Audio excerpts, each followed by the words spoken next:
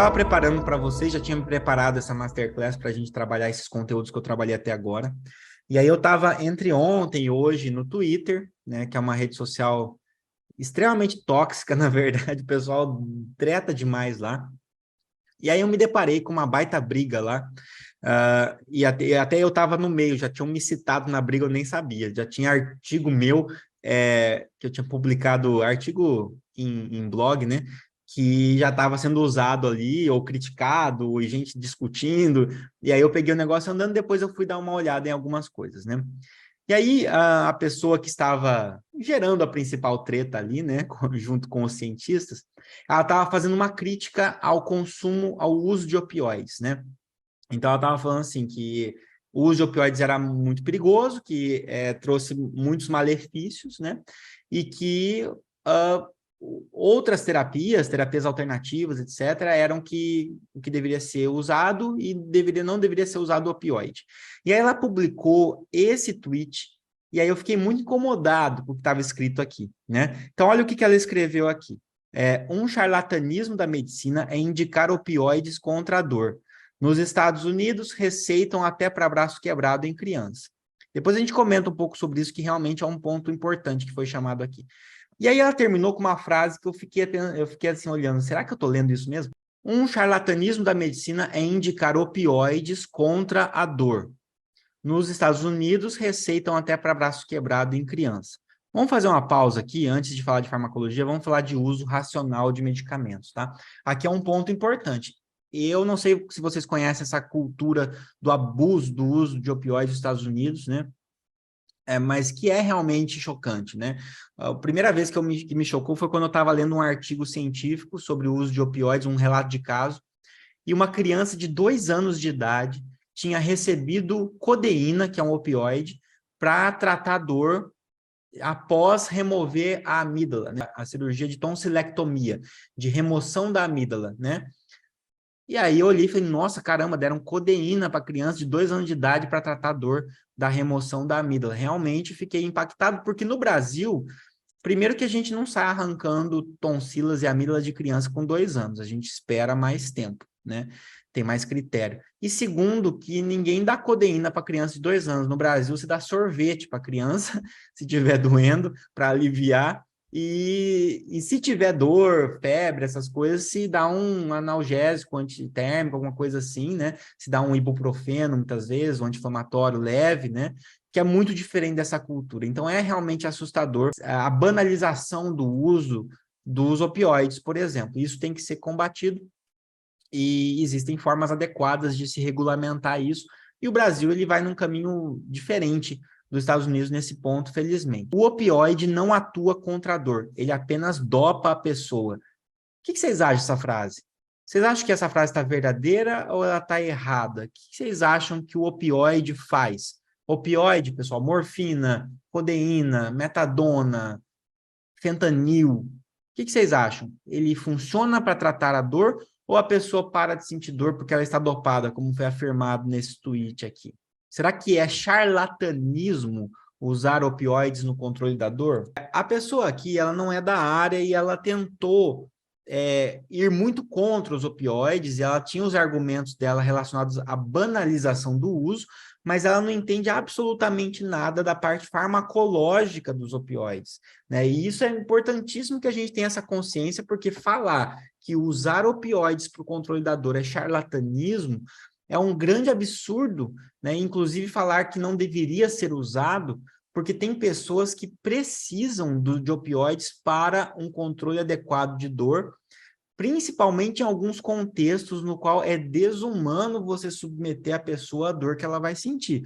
Por exemplo, quando a gente pensa em dor em doenças que ameaçam a continuidade da vida, são o que se chama de doença terminal, né? Que não é muito legal usar esse termo específico, mas pacientes, por exemplo, em estado grave, várias dessas doenças terminais, elas correm junto com muita dor, né, no decorrer desse final de vida, e o uso de opioides, ele é preconizado, e não apenas preconizado por protocolos médicos de um lugar ou outro, é preconizado pela Organização Mundial da Saúde, né? Cerca de 50% das dores nesse estágio da vida são mal controladas, justamente porque existe um preconceito a respeito disso. E aí você deixa o paciente sentindo dor justamente num ponto da vida onde ele precisaria estar com a máxima de qualidade de vida possível, e isso significa não sentir dor, ou sentir menos dor possível para que ele possa aproveitar a vida que ele tem pela frente, que vai ser interrompida, né? Então, isso entra no conceito de dor total da Cecily Saunders, né? Que diz o seguinte, que a gente quer que o paciente não apenas prolongar a vida do paciente, mas quer que ele viva até o dia da morte dele. E para ele viver de fato, e não apenas existir sofrendo, você precisa controlar a dor também, tá? Então vamos falar um pouquinho aqui de opioide para a gente entender no contexto do que a gente falou até agora. Como é que funciona a dor, de maneira resumida? Eu tenho um estímulo que está mostrando aqui, ó, estímulo periférico, um estímulo doloroso. Isso aqui não é dor ainda. Estimulou esse neurônio, mas isso não é dor. Isso é um estímulo do neurônio, conduziu a informação elétrica, lembra? Até se comunicar com um próximo neurônio. Então, olha aqui, aqui você está vendo o neurônio 1 se comunicando com um neurônio 2,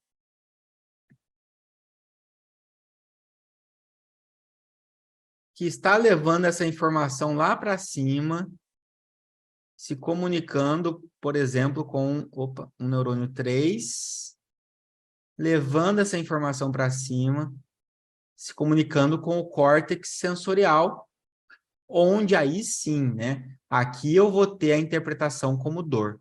Aqui era um estímulo. Como será que aconteceu essa comunicação entre o neurônio 1 e o neurônio 2? Como será que aconteceu essa comunicação entre o neurônio 2 e o neurônio 3? Como será que está acontecendo essa comunicação aqui? Essas comunicações são comunicações químicas, né? São sinapses. Está liberando o neurotransmissor, todo aquele processo que a gente mostrou, está interagindo com receptores pós-sinápticos, que está também causando estímulo no receptor pós-sináptico. Provavelmente deve ter um neurotransmissor. O que você acha? Entre o neurônio 1 e o neurônio 2, o que deve ter aqui? Neurotransmissor inibitório ou excitatório? Para que a informação continue subindo aqui. Se tivesse que chutar entre glutamato e GABA, o que vocês acham que seria liberado aqui para o neurônio 1 estimular o neurônio 2? Se liberar GABA aqui, o neurônio 1 inibe o neurônio 2, ele para de funcionar um pouco e não vai liberar a informação para o neurônio 3. Se eu quero que o neurônio 1 estimule o neurônio 2 para estimular o 3 e por aí vai, tem que ser excitatório, precisa entrar sódio ali, alguma coisa tem que acontecer. Então está liberando provavelmente glutamato e outras substâncias excitatórias, tá? Para que essa informação continue subindo. Ok, o estímulo teve aqui, eu interpretei isso como dor. Agora, olha que legal o que está aparecendo aqui nessas setinhas vindo para baixo. Estou fazendo em verde, ó. Neurônios que descem de cima aqui para baixo, ó. O que está acontecendo em verde aqui? Olha só o que aconteceu aqui, que bagunça, ó. Eu tenho o neurônio 1, o neurônio 2, e aqui eu vou colocar, eu sei que tinha colocado 3 aqui, ó, mas eu vou tirar, que não me interessa muito, eu vou colocar o neurônio 3 aqui, ó, que está em verde. Então eu tenho o neurônio 1 vermelho, que estimula o neurônio 2, que está em vermelho também, e eu tenho um neurônio 3 que é verde, que está aqui descendo, ele está vindo de cima para baixo, ele faz o contrário, em vez de vir de baixo para cima, né? Olha que interessante. Esse neurônio 3, pessoal, é um neurônio que vai modular essa sinapse, é um neurônio que participa da modulação da dor. Então, olha que legal, o nosso corpo é capaz de modular a nossa própria dor. É claro que eu não vou transformar isso. O que acontece? O problema do coach é que às vezes ele lê isso aqui e ele sai falando por aí, você é capaz de controlar a sua própria dor, você não precisa de remédio, né? Basta você controlar a sua dor com o poder da sua mente. Não é bem por aí. Claro, a gente modula até certo ponto, tá? Mas o que eu quero mostrar para vocês é que a dor, ela é contextual, né? Então, se eu espetar o meu dedo com uma agulha aqui falando com vocês, eu vou sentir um tipo de dor. Se eu estiver correndo, fugindo de, sei lá, uma onça, estou aqui no Mato Grosso, só para eu estereotipar o Mato Grosso, né? Para vocês acharem que tem onça em qualquer lugar. Vamos supor que eu estou fugindo de uma onça aqui em frente de casa, e o que vai acontecer? Se eu raspar uma agulha no meu dedo a hora que eu estou fugindo dessa onça, não vai acontecer, eu não vou nem perceber que eu raspei meu dedo. Então, se eu espetar a agulha aqui, eu vou sentir dor. Se eu estiver correndo, fugindo de uma onça e raspar uma agulha no meu dedo, eu não vou sentir nada, porque eu tenho coisa mais importante para me preocupar, que é sobreviver dessa onça. Ou seja, a minha dor nesse momento está sendo modulada. Nós temos, então, um sistema analgésico endógeno, né, que ajuda a gente a modular nossa própria dor. Então, olha que legal. Então, eu vou circular aqui para vocês e a gente vai ampliar essa região agora no próximo slide, tá? Então, vamos redesenhar algumas coisas aqui que a gente tinha feito lá no outro desenho. Então, aqui a gente tem as vesículas contendo neurotransmissores. Nós vamos focar aqui em neurotransmissor. Tem vários, tá? Tem a substância P, por exemplo, mas a gente vai focar aqui no glutamato. Então, aqui eu tenho glutamato. O que mais que eu tenho? Eu tenho aqui, vocês lembram que tinha um canal aqui de cálcio, lembra? Canal de cálcio dependente de voltagem, que ajuda a arrastar as vesículas, né? Lembram disso? Aqui a gente tem receptores pós-sinápticos. Deixa eu fazer de outra cor também. Eu já vou desenhar o receptor pós-sináptico como um canal iônico aqui, ó. Por exemplo, o AMPA, que é um canal iônico do glutamato, né? Ou outro canal iônico do glutamato que nós temos aqui, NMDA. Tem vários, tá? Canais iônicos. A gente tem também aqui um outro receptor que é especial para nós aqui, que é o receptor Mi. Essa letra grega mesmo, tá? E nós temos também receptor Mi aqui. Além disso, pessoal, não tinha desenhado antes para vocês, mas existe aqui um canal de potássio que está fechadinho, quietinho aqui, tá? Tudo meio que em repouso por enquanto.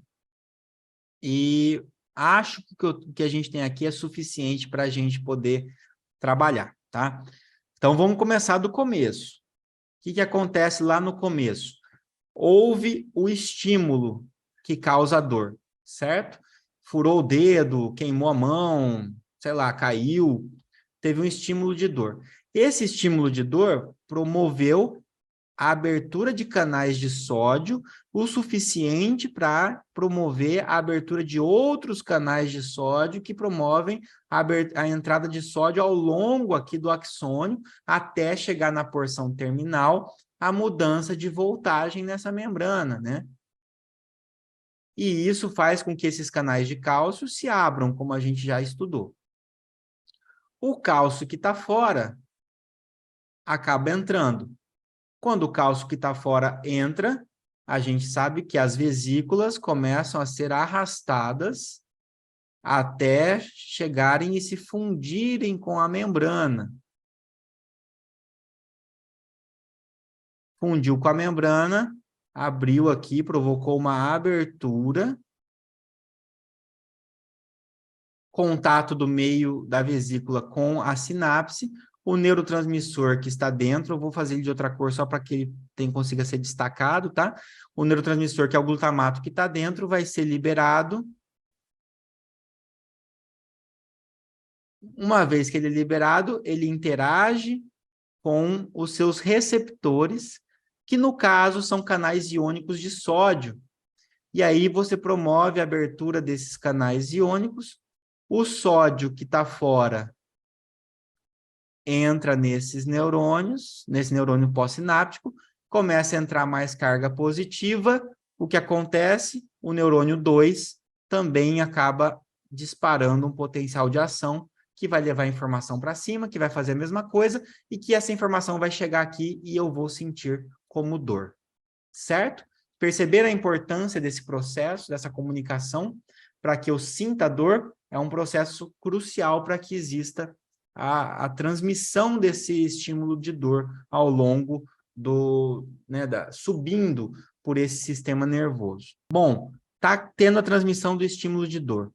Só que eu falei para vocês que o nosso corpo é capaz de modular essa dor, né? E eu falei que tinha esse neurônio verdinho que desce. E ele acaba terminando aqui com um neurônio verdinho, que é um neurônio, justamente um neurônio de opioide. Opa, neurônio de opioide, eu produzo opioide? Sim, você produz opioide. Quem são os opioides que você produz? Endorfina, encefalina, dinorfina, são os opioides endógenos, né? Então, olha que interessante, pessoal, em situações que eu preciso controlar mais a minha dor, esses neurônios aqui ficam mais ativados e eu consigo ter a liberação de opioides endógenos. Olha quem são esses aqui. Esses aqui são os opioides endógenos, como, por exemplo, a endorfina. E o que os opioides endógenos fazem? Eles interagem com receptores próprios, que são os receptores Mi. Então, eles vão interagir com o receptor aqui e aqui. Perceberam que os opioides estão interagindo tanto com o neurônio pré-sináptico quanto com o neurônio pós-sináptico através do receptor deles, receptor Mi. Agora, olha que legal o que vai acontecer. No receptor Mi pré-sináptico, o que acontece? Quando o opioide se liga, existe uma comunicação intracelular aqui, ó, que faz com que esse canal de cálcio feche. Então, a endorfina, por exemplo, vai mandar, através do seu receptor, vai mandar esse canal de cálcio fechar. Se esse canal de cálcio fechar, pessoal, o que acontece? O cálcio não entra. Se o cálcio não entra, o que acontece? A vesícula não é arrastada. Se as vesículas não são arrastadas, eu tenho menos liberação de glutamato. Consequentemente, eu reduzo a liberação de glutamato. Se eu diminuo a liberação de glutamato, eu diminuo a interação do glutamato com o receptor. Consequentemente, abre menos o receptor, o canal iônico. Consequentemente, entra menos sódio. Consequentemente, entra menos carga positiva. Perceberam que eu estou diminuindo a condução do estímulo? E para completar, o que acontece? A interação dos opioides no neurônio pós-sináptico também leva aqui a um outro efeito, que é a abertura dos canais de potássio. Abriu o potássio aqui, ó. Então, fechou o canal de cálcio e abriu o canal de potássio. Abriu o canal de potássio, olha só o que acontece. O potássio que está aqui dentro, o potássio está em mais quantidade dentro do neurônio. O potássio que está aqui dentro começa a sair, ó. Estou perdendo potássio. Se eu estou perdendo potássio, eu estou perdendo carga positiva no meu neurônio. Ou seja, pessoal, aqui dentro vai ficando cada vez mais negativo.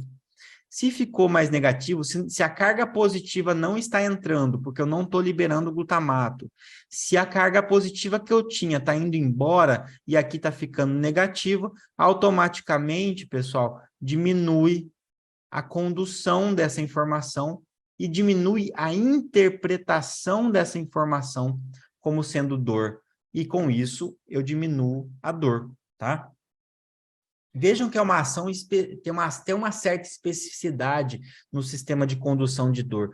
Por isso que opioides têm um efeito analgésico, inclusive o opioide endógeno. A gente falou de endorfina, nosso corpo fazendo isso. Daí, o que a gente aprendeu a fazer? A gente pega substâncias que vêm de fora, derivadas, então, inicialmente da papoula, que a gente pegou e extraiu a resina da papoula, os gregos chamaram isso de suco da papoula, suco em grego é opus, e aí vira ópio, né? Que é justamente o que era usado para trazer alguns efeitos, inclusive efeitos analgésicos, né? E aí a gente, aos poucos, extraiu a morfina, a codeína e desenvolveu fármacos sintéticos que fazem o quê? Fazem o que a endorfina faria, mas de maneira muito mais potente, de maneira muito mais intensa, com uma dose muito mais alta. Por isso que são potentíssimos analgésicos, tá? Então, chegar e falar que opioide não atua contra a dor é uma das coisas mais erradas que uma pessoa pode falar do ponto de vista farmacológico. Opioides atuam com grande potência contra a dor. Inclusive, são os fármacos que mais atuam contra a dor, justamente por reforçar um sistema de controle de dor endógeno muito potente, tá? Claro, pessoal, essa inibição aqui pode acontecer em outras áreas do cérebro. Então, pode sim causar sedação. A pessoa pode ficar dopada. É considerado um hipnoanalgésico, porque provoca sono também, né?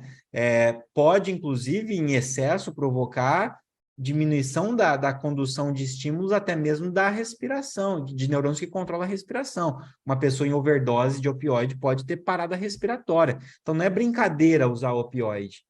Mas dizer que o opioide não tem efeito analgésico e que é charlatanismo usar opioide é um desconhecimento completo de como funciona a psicofarmacologia, certo?